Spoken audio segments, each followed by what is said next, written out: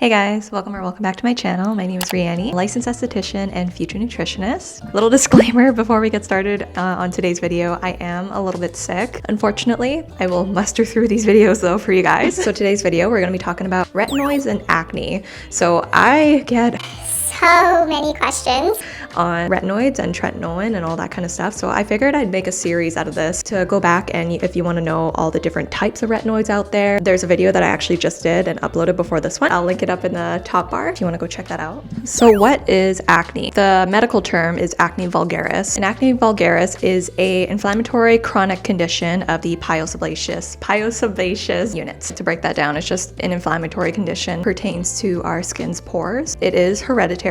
But with that being said, even though this is a hereditary condition, I want to make something clear that just like with any sort of genetic predispositioning, whether you're more prone to gaining weight easily, whatever the circumstance might be, that doesn't mean that you were born to have this condition for the rest of your life. It's something that can be managed. It's not something that can be cured, but it is something that we can control with time, consistency, and the right products and lifestyle. What acne vulgaris is excessive dead skin being shed off at a much more rapid rate, and also the dead skin that we do shed, it's very, very sticky. As the skin starts to shed off your skin, it starts to clump up, and that's when microcomedones start to develop. Depending on the severity of acne, it can lead to chronic inflammation, permanent scarring, and even dyspigmentation. So all those things can become permanent if not resulted in a rapid and efficient manner. And that's the key when it comes to acne. Time taken for effective control is so important when it comes to acne, pigmentary conditions, scarring, that sort of thing.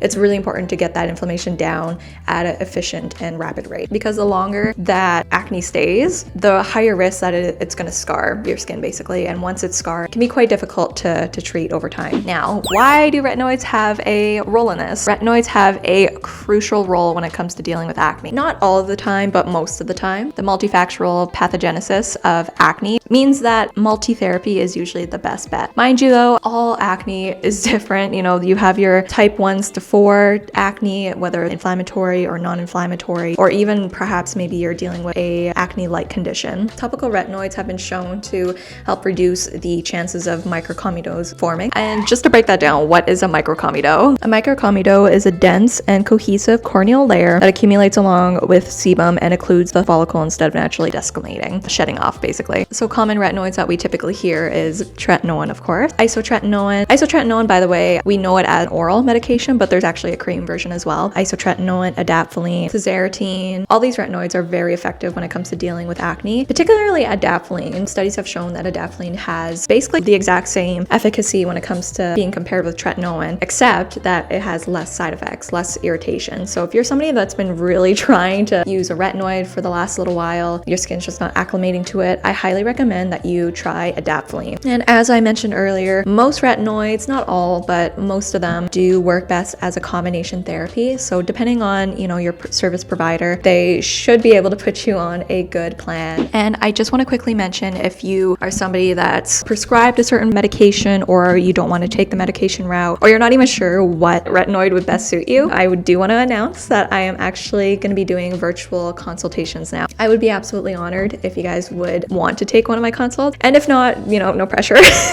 Like, no worries at all. But if you do decide to, links will be in the description box down below. But yeah, guys, I hope this video helps. I hope this answers more questions that you guys might have had in the past. But I hope to see you guys in the next video. Bye.